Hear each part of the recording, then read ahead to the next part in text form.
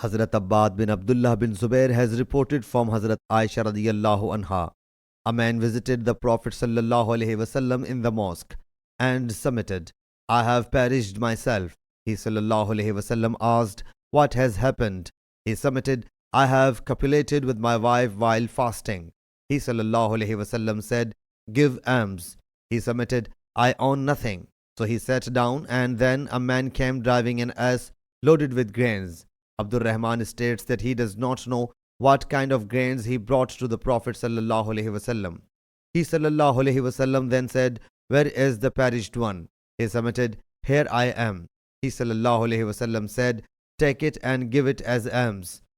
He thereupon submitted, to him who is needier than I am, whereas my family does not have any food. He sallallahu alaihi wasallam said, you yourself consume it. Imam Bukhari states that first hadith is clearer than it, which goes, give it to your family to consume. Sahih Bukhari, hadith number 6822.